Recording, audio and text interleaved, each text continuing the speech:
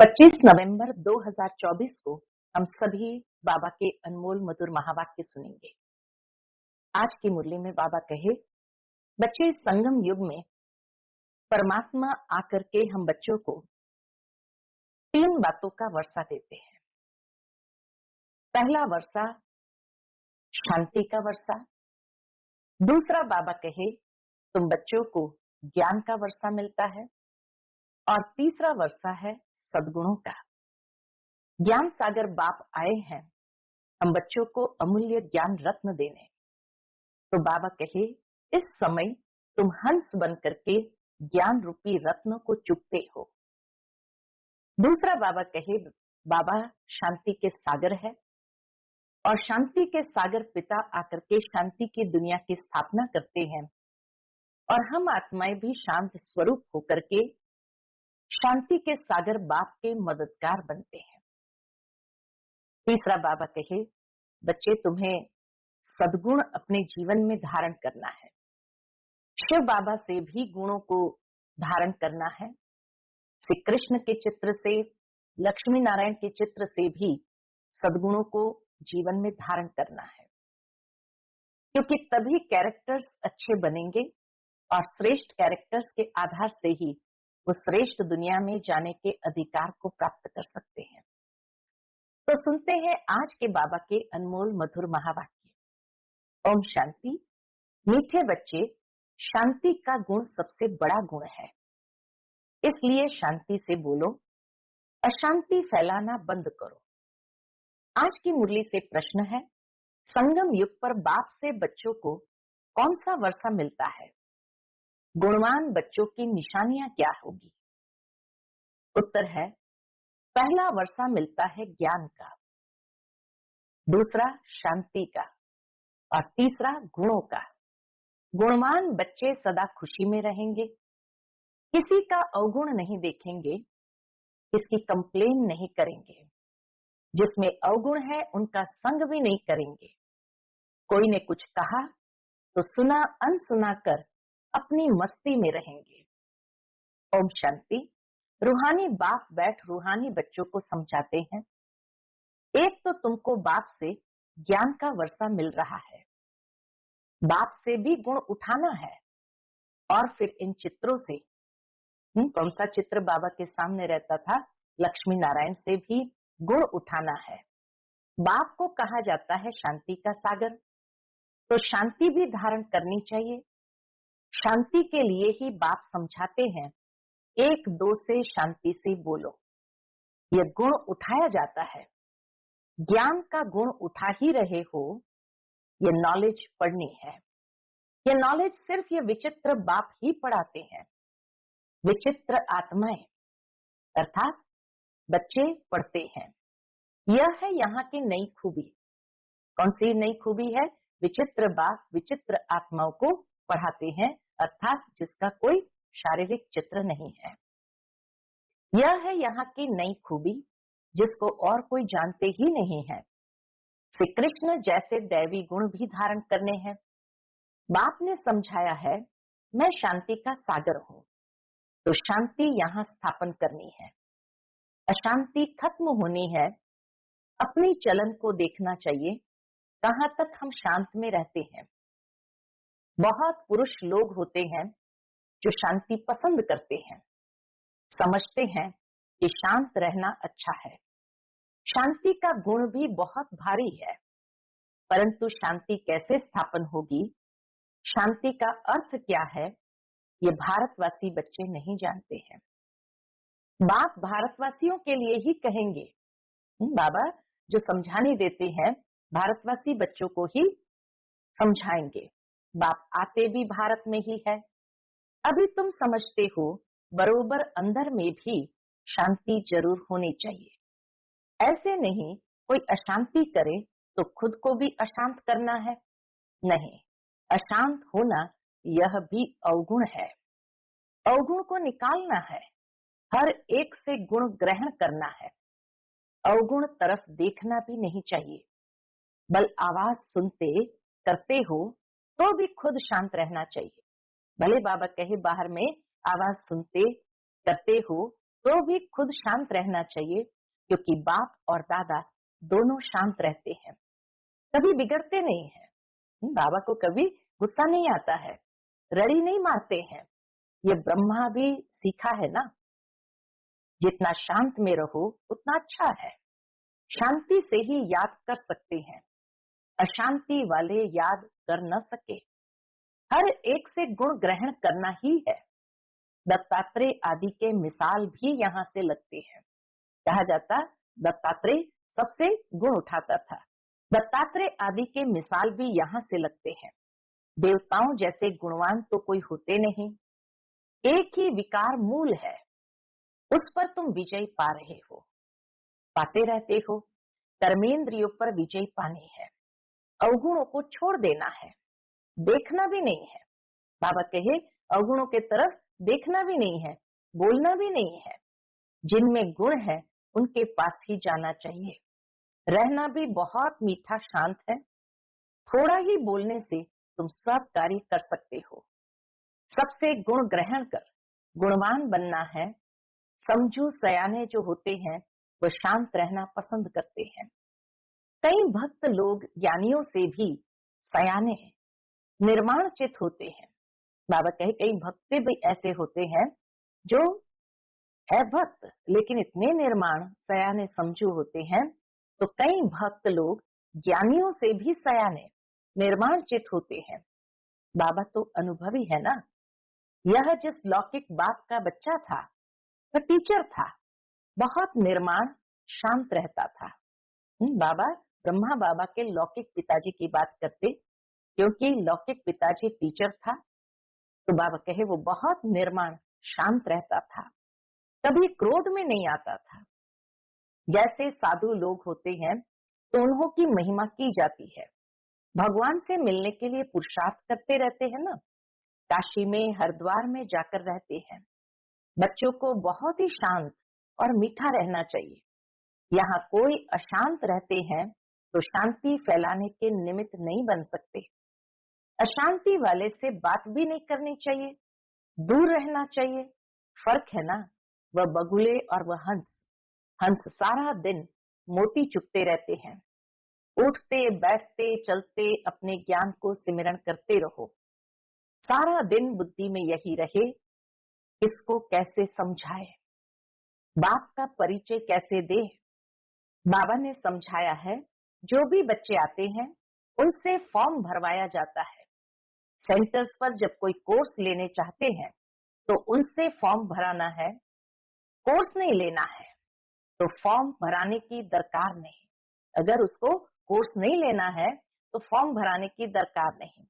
Form भराया ही इसलिए जाता है कि मालूम पड़े इनमें क्या क्या है, क्या समझाना है। क्योंकि दुनिया में तो इन बातों को कोई समझते नहीं है, तो उनका सारा मालूम पड़ता है फॉर्म भरने से। बाप से कोई मिलते हैं तो भी फॉर्म भराना होता है, तो मालूम पड़े क्यों मिलते हैं। कोई भी आते हैं तो उनको हद और बेहद के बाप का परिचय देना है, क्योंकि तुमको बेहद के बाप ने आकर अपना परिचय दिया है, तो तुम फिर औरों को परिचय देते हो। उनका नाम है शिव बाबा। शिव परमात्मा नमः कहते हैं ना, वह कृष्ण को देवताय नमः कहेंगे, शिव को कहेंगे शिव परमात्मा नमः। बाप कहते हैं मुझे याद करो तो तुम्हारे पाप कट जाए। मुक्ति जीवन मुक्ति का वर्षा पाने के लिए पवित्र आत्मा जरूर बनना पड़े। वह है ही पवित्र दुनिया, सतयुग है ही पवित्र दुनिया, जिसको सतो प्रधान दुनिया कहा जाता है। वहां जाना है तो बाप कहते हैं मुझे याद करो। ये तो बहुत सहज है। कोई से भी फॉर्म भरवा कर फिर तुम कोर्स देते हो। पहले फॉर्म भराओ फिर उनको कोर्स दो। एक दिन भराओ फिर समझाओ, फिर फॉर्म भराओ तो मालूम पड़ेगा हमने उनको समझाया वह याद रहा व नहीं। तुम देखेंगे 2 दिन के फॉर्म में फर्क जरूर होगा। झट तुमको मालूम पड़ जाएगा क्या समझा है, हमारी समझाने पर कुछ विचार किया है व नहीं। ये फॉर्म सबके पास होने चाहिए। बाबा मुरली में डायरेक्शन देते हैं, तो बड़े बड़े सेंटर्स को तो जट एक्ट में लाना चाहिए। फॉर्म रखना है नहीं तो मालूम कैसे पड़े?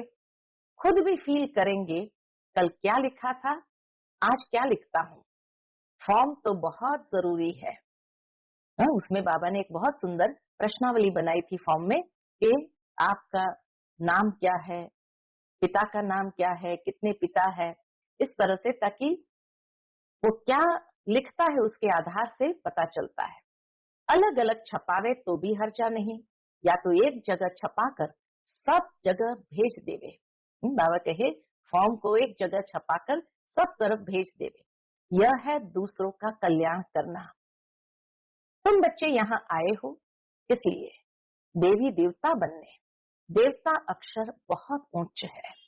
दैवी गुण धारण करने वाले को देवता कहा जाता है। अभी तुम दैवी गुण धारण कर रहे हो, तो जहाँ प्रदर्शनी व म्यूजियम होते हैं वहां ये फॉर्म बहुत होने चाहिए, तो मालूम पड़े कैसी अवस्था है। समझकर फिर समझाना पड़े। बच्चों को तो सदैव गुण ही वर्णन करने हैं, अवगुण कभी नहीं। तुम गुणवान बनते हो ना, जिनमें बहुत गुण होंगे वह दूसरों में भी गुण फूंक सकेंगे। बाबा कहे जिनमें बहुत गुण होंगे वह दूसरों में भी गुण फूंक सकेंगे, अवगुण वाले कभी गुण फूंक न सके। बच्चे जानते हैं समय कोई बहुत नहीं रहा है, पुरुषार्थ बहुत करना है। समय के हिसाब से अभी तो पुरुषार्थ बहुत करना है। बाप ने समझाया है, तुम रोज मुसाफरी करते हो, यात्रा करते रहते हो। यह जो गायन है अतीन्द्रिय सुख, गोप गोपियों से पूछो, ये पिछाड़ी की बात है। ये गोप गोपियां बाबा कहे अंतिम समय में बाबा के प्यार में लवलीन रहेंगे और साक्षात्कार करते रहेंगे। अभी तो नंबरवार है। कोई तो अंदर में खुशी के गीत गाते रहते हैं, अहो परम पिता परमात्मा हमको मिला है, उनसे हम वर्षा लेते हैं। उनके पास कोई कंप्लेन हो न सके। कोई ने कुछ कहा तो भी सुना अनसुना कर अपनी मस्ती में मस्त रहना चाहिए। कोई भी बीमारी व दुख आदि है तो तुम सिर्फ याद में रहो। शुरू शुरू में 14 साल जब भट्ठी में थे तो किसी को भी बाहर से बुलाते भी नहीं थे। कोई भी बीमारी आदि होती थी तो याद की शक्ति से और घरेलू उपचार से उसको ठीक कर देते थे। यह हिसाब किताब अभी ही चुकतू करना है। फिर तो तुम 21 जन्म फूल बनते हो, वहां दुख की बात नहीं होगी। शारीरिक कर्म भोग भी कर्मों के हिसाब किताब के कारण आते हैं। बाबा कहे उसको भी यहाँ चुकतू करना है। वहां दुख की बात ही नहीं होगी। यहाँ से पुराने कर्मों का हिसाब किताब को कैरी फॉरवर्ड सतयुग में तो करना नहीं है। गाया जाता है खुशी जैसी खुराक नहीं, फिर सुस्ती आदि सब उड़ जाती है। इसमें तो यह है सच्ची खुशी, वह है झूठी। धन मिला जेवर मिला तो खुश होंगे, यह है बेहद की बात। तुमको तो अथाह खुशी में रहना चाहिए। जानते हो हम 21 जन्मों के लिए सदा सुखी रहेंगे। इस स्मृति में रहो हम क्या बनते हैं। बाबा कहने से ही दुख दूर हो जाने चाहिए। यह तो 21 जन्म की खुशी है। अब बाकी थोड़े दिन है, हम जाते हैं अपने सुखधाम। फिर और कुछ भी याद न रहे, ये बाबा अपना अनुभव सुनाते हैं। कितने समाचार आते हैं, खिटखिट चलती है। बाबा को कोई बात का दुख थोड़ी होता है। सुना, अच्छा ये भाभी। बाबा ने कोई समाचार सुना, कह देते अच्छा ये भाभी। यह तो कुछ भी नहीं है। हम तो कारों के खजाने वाले बनते हैं। अपने से बात करने से खुशी होती है। ऐसे ऐसे बातें करने से भी बाबा कहे बहुत खुशी होती है। बड़ा शांत में रहते हैं, उनका चेहरा भी बहुत खुशनुमा रहेगा। स्कॉलरशिप आदि मिलती है तो चेहरा कितना हर्षित रहता है। तुम भी पुरुषार्थ कर रहे हो इन लक्ष्मी नारायण जैसा हर्षितमुख होने के लिए। इनमें ज्ञान तो नहीं है, तुमको तो ज्ञान भी है तो खुशी रहनी चाहिए, हर्षित पना भी होना चाहिए। इन देवताओं से तुम बहुत ऊंच हो। ज्ञान सागर बाप हमको कितना उच्च ज्ञान देते हैं। अविनाशी ज्ञान रत्नों की लॉटरी मिल रही है, तो कितना खुश रहना चाहिए। यह तुम्हारा जन्म हीरे जैसा गाया जाता है। नॉलेजफुल बाप को ही कहा जाता है, इन देवताओं को नहीं कहा जाता। तुम ब्राह्मण ही नॉलेजफुल हो तो तुमको नॉलेज की खुशी रहती है। एक तो बाप मिलने की खुशी होती है, सिवाय तुम्हारे इसको खुशी हो न सके। भक्ति मार्ग में हड्डी सुख नहीं रहता है, भक्ति मार्ग का है आर्टिफिशियल अल्पकाल का सुख। उनका तो नाम ही है स्वर्ग, सुखधाम, हेवन। वहां अपार सुख, यहाँ अपार दुख। अभी बच्चों को मालूम पड़ता है रावण राज्य में हम कितना छीछी बने हैं, आहिस्ते आहिस्ते नीचे उतरते आए हैं। यह है ही विषय सागर। अब बाप इस विष के सागर से निकाल तुमको क्षीर सागर में ले जाते हैं। बच्चों को यहाँ मीठा बहुत लगता है, फिर भूल जाने से क्या अवस्था हो जाती है। बाप कितना खुशी का पारा चढ़ाते हैं, बाबा कितना खुशी का पारा चढ़ाते हैं। इस ज्ञान अमृत का ही गायन है। ज्ञान अमृत का ग्लास पीते रहना है। यहाँ तुमको बहुत अच्छा नशा चढ़ता है, फिर बाहर जाने से वह नशा कम हो जाता है। बाबा खुद फील करते हैं, यहाँ बच्चों को अच्छी फीलिंग आती है। हम अपने घर जाते हैं, हम बाबा की श्रीमत पर राजधानी स्थापन कर रहे हैं। हम बड़े वॉरियर्स हैं। हम कौन है? हम बड़े वॉरियर्स हैं। ये सब बुद्धि में नॉलेज है जिससे तुम इतना पद पाते हो। पढ़ाते देखो कौन है? बेहद का बाप। पढ़ाते देखो बेहद का बाप। एकदम बदला देते हैं, बच्चों को एकदम परिवर्तन कर देते हैं। तो बच्चों को दिल में कितनी न खुशी होनी चाहिए, यह भी दिल में आना चाहिए कि औरों को भी खुशी देवे। रावण का है श्राप और बाप का मिलता है वर्षा। रावण के श्राप से तुम कितने दुखी अशांत बने हो। बहुत गोप भी है जिनकी दिल होती है सर्विस करे, परंतु कलश माताओं को मिलता है। शक्ति दल है ना, वंदे मातरम गाया जाता है, साथ में वंदे पितरम तो है ही, परंतु नाम माताओं का है। पहले लक्ष्मी फिर नारायण, पहले सीता पीछे राम। यहाँ पहले मेल का नाम फिर स्त्री का लिखते हैं, मिस्टर एंड मिसेस ऐसे लिखते हैं। यह भी खेल है ना। बाप समझाते तो सब कुछ है, भक्ति मार्ग का राज भी समझाते हैं। भक्ति में क्या क्या होता है, जब तक ज्ञान नहीं है तो पता थोड़ी पड़ता है। अभी तुम सबका कैरेक्टर सुधारते हो, तुम्हारा दैवी कैरेक्टर बन रहा है। 5 विकारों से आसुरी कैरेक्टर हो जाता है। बाबा कहे 5 विकारों से आसुरी कैरेक्टर हो जाता है। कितनी चेंज होती है, तो चेंज में आना चाहिए ना। शरीर छूट जाए फिर थोड़ी चेंज हो सकेगी। बाप में ताकत है, इतने में चेंज लाते हैं। कई बच्चे अपने अनुभव सुनाते हैं। क्या सुनाते? हम बहुत कामी शराबी थे, हमारे में बड़ी चेंज हुई है। अभी तुम बहुत प्रेम से रहते हैं, प्रेम के आंसू भी आ जाते हैं। बाप समझाते तो बहुत है, परंतु ये सब बातें क्या होता है, भूल जाते हैं। बाबा समझाते इतना है, लेकिन ये सब बातें भूल जाती है। नहीं तो खुशी का पारा चढ़ा रहे, हम बहुतों का कल्याण करें। मनुष्य बहुत दुखी है, उनको रास्ता बतावे। रहम दिल बाबा को इतना रहम आता है, मनुष्य बहुत दुखी है, उनको रास्ता बतावे। समझाने के लिए भी कितनी मेहनत करनी पड़ती है, गाली भी खानी पड़ती है। पहले से ही आवाज है, ये सबको भाई बहन बना देते हैं। अरे भाई बहन का संबंध तो अच्छा है ना, तुम आत्माएं तो भाई भाई हो, परंतु फिर भी जन्म जन्मांतर की दृष्टि जो पक्की हुई है वह टूटती नहीं है। बाबा पास तो बहुत समाचार आते हैं। बाप समझाते हैं इस छीछी दुनिया से तुम बच्चों की दिल हट जानी चाहिए, गुलगुल बनना चाहिए। कितने ज्ञान सुनकर भी भूल जाते हैं, सारा ज्ञान उड़ जाता है। काम महाशत्रु है ना। बाबा तो बहुत अनुभवी है। इस विकार के पिछाड़ी राजाओं ने अपनी राजाई गंवाई है। काम बहुत खराब है। सब कहते भी है बाबा ये बहुत कड़ा दुश्मन है, ये काम विकार बहुत कड़ा दुश्मन है। बाप कहते हैं काम को जीतने से तुम विश्व के मालिक बनेंगे, परंतु काम विकार ऐसा कड़ा है जो प्रतिज्ञा करके भी गिर पड़ते हैं, बहुत मुश्किल से कोई सुधरते हैं। इस समय सारी दुनिया का कैरेक्टर बिगड़ा हुआ है। पावन दुनिया कब थी, कैसे बनी, इन्होंने राज्य भाग्य कैसे पाया, कभी कोई बता न सके।